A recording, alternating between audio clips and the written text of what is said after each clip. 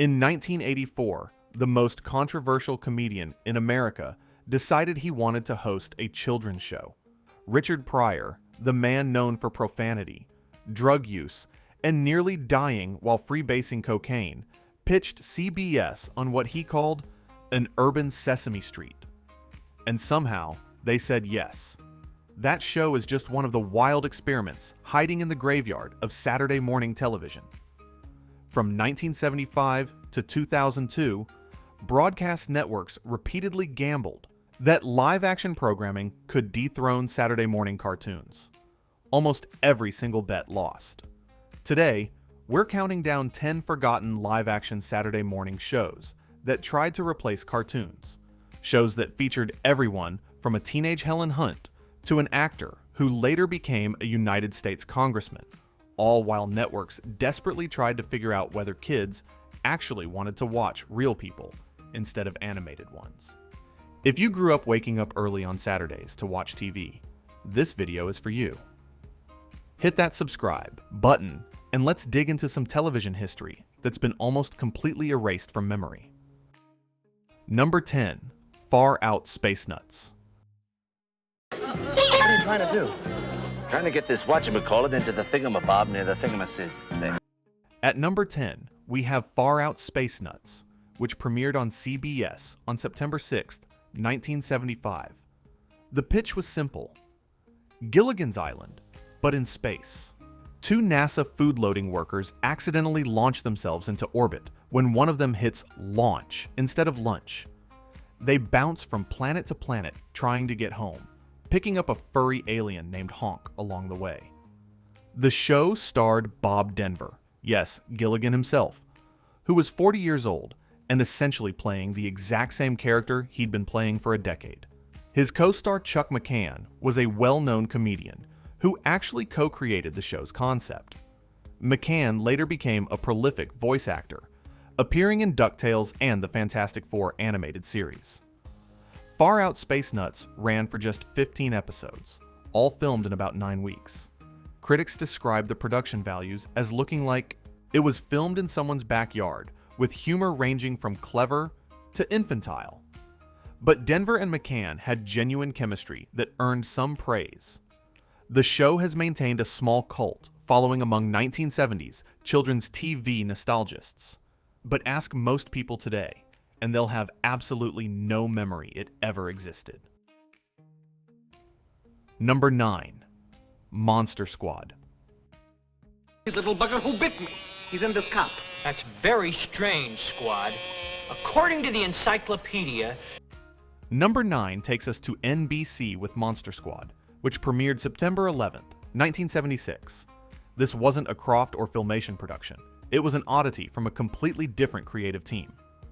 A criminology student's crime computer brings wax museum statues of Dracula, the Wolfman, and Frankenstein's monster to life as superhero crime fighters. Yes, that was the actual premise.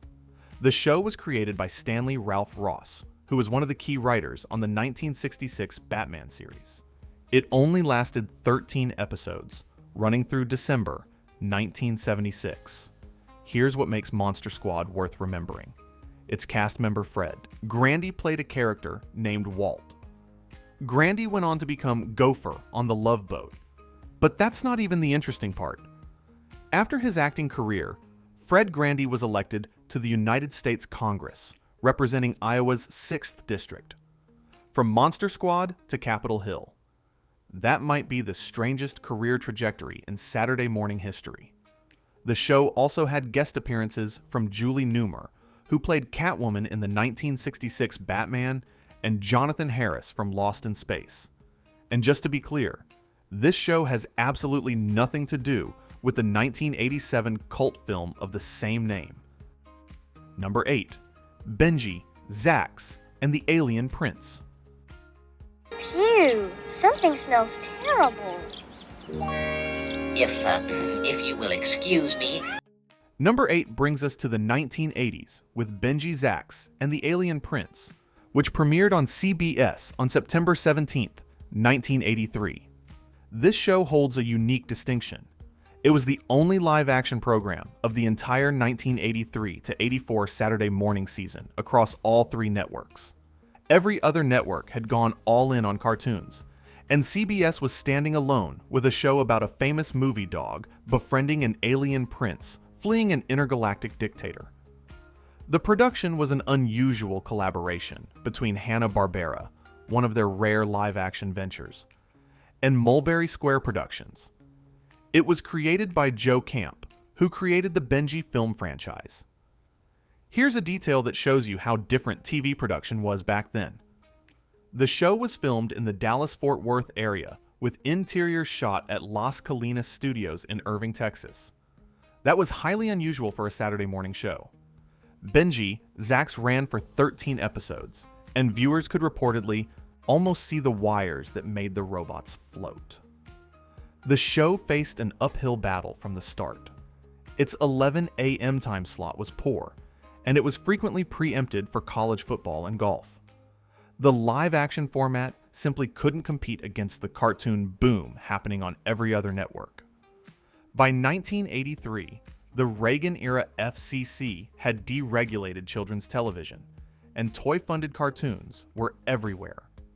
Between 1983 and 1988, the number of toy-based programs jumped from 13 to more than 70. He-Man, Transformers, G.I. Joe. These were essentially 22-minute toy commercials, and they were crushing everything else in the ratings. You couldn't exactly sell a Benji Zax action figure. The TNBC Revolution. 1100, not bad. 1140. I'm happy. 1050. Before we continue our countdown, we need to jump forward to talk about the biggest live-action Saturday morning experiment in television history. On September 12th, 1992, NBC launched TNBC, Teen NBC, replacing its entire cartoon lineup with live-action teen programming. NBC had been contemplating this move since at least 1988. The architect was Brandon Tartikoff, NBC's head of entertainment, and the longest tenured person to hold that position. His analysis was brutally economic. The average Saturday morning cartoon episode cost roughly $300,000 to produce, and NBC didn't own those shows. The Smurfs belonged to Hanna-Barbera. Live-action programming produced in-house would be cheaper, and crucially, NBC would own it for syndication. The proof of concept was Saved by the Bell, which debuted in 1989 and dethroned ABC's Bugs Bunny and Tweety show as the highest-rated Saturday morning series. That proved live action could dominate the time slot.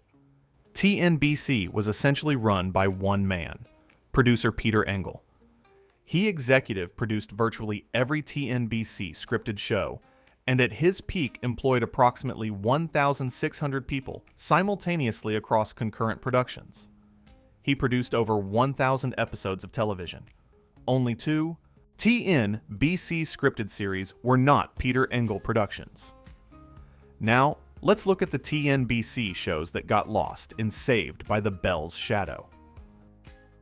Number 7. City Guys. Yeah, same to you, pizza face. You don't own the road just because you drive in an ambulance. Number 7 is City Guys, which premiered September 6th, 1997, and ran for 5 seasons through December 2001.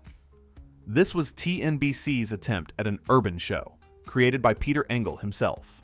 The cast included Wesley Jonathan, who went on to appear in Roll Bounce and What I Like About You, and Dion Basco, whose brother Dante played Rufio in Hook. Here's a detail I found fascinating. One character was named Dawn Tartikoff, an apparent deliberate tribute to Brandon Tartikoff, who died in 1997, the same year the show premiered.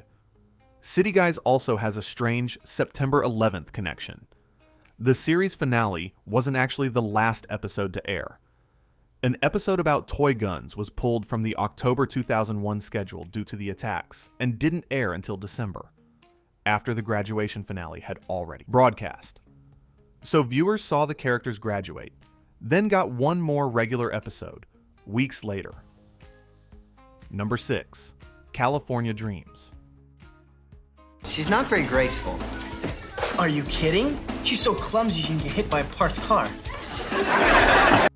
Number 6 is California Dreams, which premiered September 12th, 1992, the exact same day TNBC launched, and ran for 5 seasons through December 1996. This was the quintessential forgotten TNBC show, a teen band sitcom that ran 78 episodes, yet almost no one remembers it. The show starred Kelly Packard, who was there all 5 seasons and later went on to star on Baywatch. Here's something that tells you everything about how network executives operated. California Dreams was originally conceived as a family sitcom about the Garrison family. After season 1, NBC executives forced a complete retool to focus solely on the teen band because they thought that would play better. Entertainment Weekly gave the show an F grade. The LA Times called it a Saved by the Bell clone set in an upscale beach town. Despite the critical dismissal, the show featured 40 original songs throughout its run and lasted 5 full seasons.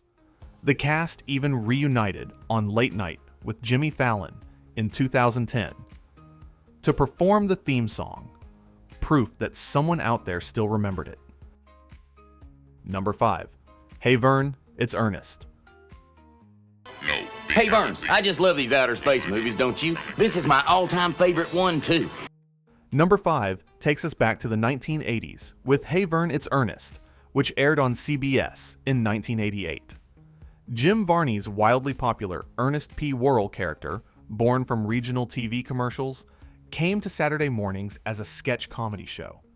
By this point, Ernest had already appeared in hundreds of local TV commercials and the hit film Ernest Goes to Camp. The show was paired alongside Pee-wee's Playhouse and Garfield and Friends, giving CBS its strongest Saturday morning lineup in years. Hey Vern only lasted 13 episodes and 1 season. But here's the remarkable fact.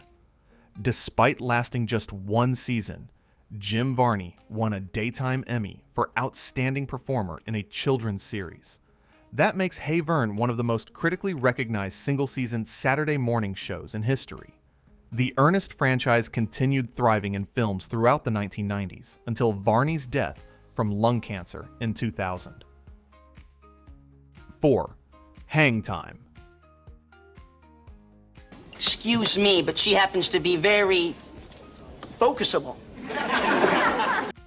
Number 4 is Hang Time, which premiered September 9th, 1995, and ran for 6 seasons through December 2000, making it one of TNBC's longest-running shows. This was TNBC's basketball show, and it quietly launched 2 major Hollywood careers. Anthony Anderson appeared in seasons 2 and 3. He went on to star in Black-ish, Law & Order, Kangaroo Jack, The Departed, and hosted the Emmy Awards. Jay Hernandez appeared in seasons 4 through 6. He became the star of the Magnum P.I. reboot and appeared in Crazy/Beautiful, Suicide Squad, and Friday Night Lights. The show also had some interesting coaching choices. Former NBA player Reggie Theus coached for the first 3 seasons, and NFL Hall of Famer Dick Butkus took over for the final 3. Here's a piece of TV trivia that feels like a soap opera. Cast members Daniela Deutscher and Jay Hernandez started dating on set and got married in 2006. That's one of TNBC's most lasting real-life romances. Hang Time won a Prism Award in 1999 for its accurate depictions of drug use. But despite running 104 episodes over 6 seasons, the show was never officially released on home video or streaming. Fans had to upload the entire series to YouTube just to preserve it. Number 3. Ark II. Number 3 is Ark II, which premiered on CBS on September 11th, 1976. The premise was ambitious for Saturday morning. In the year 2476, after civilization has been decimated by pollution, waste, and warfare, 3 young scientists and a talking chimpanzee traverse the wasteland in an advanced vehicle. Searching for remnants of humanity and reintroducing lost knowledge. Filmation produced this show at an astonishing rate of 2 episodes per week on inexpensive 16mm film. They filmed at Paramount Ranch near Malibu and even repurposed some decrepit sets from the original Planet of the Apes films for the post-apocalyptic setting. The Ark II vehicle itself was a 44-foot fiberglass body built on a 1971 Ford chassis. It was notorious for constantly breaking down between shots and was reportedly dangerous to operate because the driver couldn't see clearly through the windows. The front end of that prop was later reused as the nose of the spacecraft in Filmation's Space Academy and Jason of Star Command. Nothing went to waste. But here's why Ark II deserves to be remembered. Its guest star list included a teenage Helen Hunt, years before her Oscar-winning career in As Good as It Gets. Jonathan Harris from Lost in Space also appeared, along with Jim Backus and even Robbie the Robot. The chimpanzee who played Adam was named Moochie, and according to producer Lou Scheimer, the chimp was very angry and aggressive due to mistreatment by his trainer. Yet another behind-the-scenes drama hidden in these forgotten shows. Ark II ran for 15 episodes with reruns continuing through 1979. It's generally regarded as a solid children's sci-fi show with a still timely environmental message. Number 2. The Ghostbusters. My hangnail is getting better. My hangnail is getting better. Number 2 is The Ghostbusters. And no, I'm not talking about the 1984 movie. This is the 1975 CBS series that created one of Hollywood's strangest intellectual property battles. The show premiered September 6th, 1975, produced by Filmation. 2 bumbling paranormal investigators and their gorilla companion receive mission: impossible-style, self-destructing tape messages, then battle ghosts of famous monsters. The show starred Forrest Tucker and Larry Storch, reuniting the beloved comedy duo from F Troop. The gorilla was played by Bob Burns, and here's a remarkable cost-cutting detail. Producers hired Burns specifically because he already owned his own gorilla suit. That made it cheaper than hiring both an actor and purchasing a costume separately.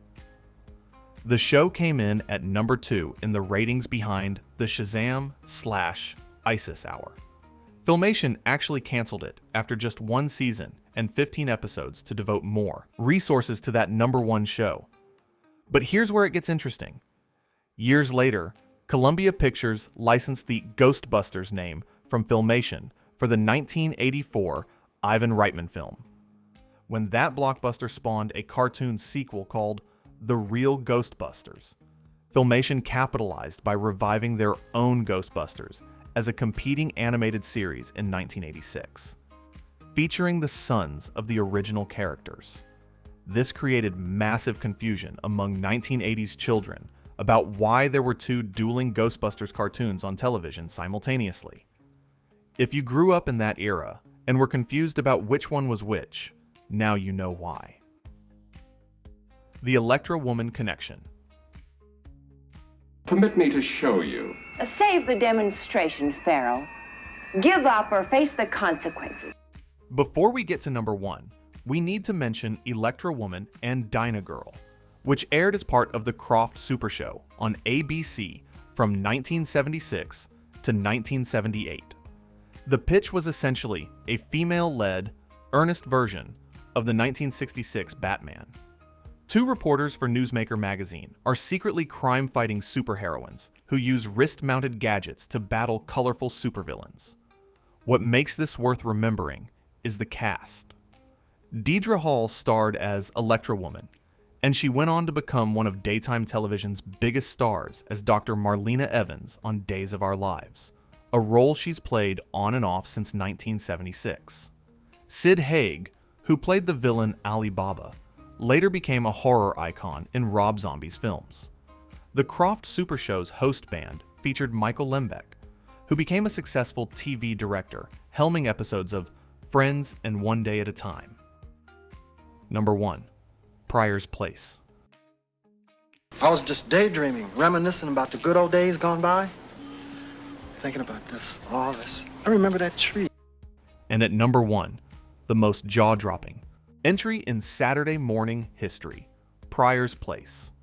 Richard Pryor, the most controversial comedian in America, known for profanity and drug use, hosted an urban Sesame Street for children on CBS, premiering September 15th, 1984.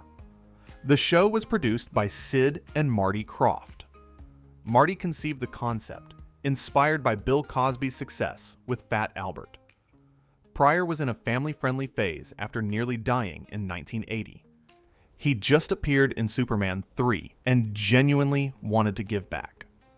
The budget was a reported $300,000 per episode, extremely high for Saturday morning. CBS agreed to the show on one condition. They also got rerun rights to the Kroffts' Land of the Lost. Pryor played multiple characters, including a Rastafarian street musician and a homeless man named Bummer. But the guest star list is what's truly extraordinary. Robin Williams, Sammy Davis Jr., Kareem Abdul-Jabbar, Lily Tomlin, Henry Winkler, Pat Morita, John Ritter, Willie Nelson, Kim Fields, and Scatman Crothers all appeared. Every major star wanted to be on the show because it meant working with Pryor, even at scale pay. Some CBS affiliates, particularly in the Bible Belt, refused to air it. One station's general manager said he wasn't sure Richard Pryor had done anything to deserve a chance to be a representative to the children of America. John Ritter nearly pulled out when he discovered all his scenes were with the child actor and none with Pryor. A new scene had to be hastily written. Despite the controversy, the show was nominated for 8 Daytime Emmy Awards and won 2 for art direction and costume design. The New York Times called it pleasantly low-key in its eagerness to enlighten and reassure. So why did it end after just 13 episodes? Simply put, Pryor didn't want to do it anymore. Production ceased immediately. His colleagues were blindsided. Pryor cited his film schedule, particularly preparations for directing JoJo Dancer, Your Life is Calling. One of the show's writers noted that Pryor was not the most reliable fellow and had anxiety about being too funny on a kid's show. Pryor's Place remains the single strangest chapter in Saturday morning history, a show that by all logic shouldn't have existed, yet won Emmys and featured the biggest stars in Hollywood. Conclusion: what killed Saturday morning? So what happened to all of this? The answer involves regulation, cable, and technology working together to destroy Saturday morning programming entirely. Nickelodeon launched in 1979, and by 1985 became the highest-rated cable channel among children, a position it held for 26 years. Cartoon Network launched on October 1st, 1992, the exact same fall as TNBC, offering 24-hour animation. Cable networks were exempt from educational content mandates since they don't use broadcast spectrum. That gave them an enormous competitive advantage. The numbers tell the story. In the 1970s and 80s, peak Saturday morning, cartoons attracted more than 20 million combined viewers across the big 3 networks. By 2003, top performers drew only about 2 million viewers. TNBC's final years were especially bleak. The median viewer age was 41. Those were older adults who left their TVs on after Weekend Today and never changed the channel. TNBC's final episode aired September 28, 2002.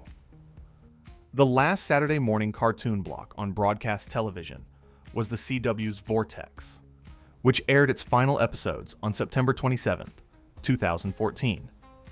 The irony is complete. Live action finally did replace cartoons on Saturday mornings. Today, every major network runs low-cost live-action educational programming about animals, nature, and travel, just not in the form anyone in the 1970s, 80s, or 90s ever imagined.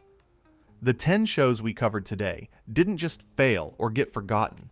They were casualties of a media landscape transforming faster than anyone could adapt.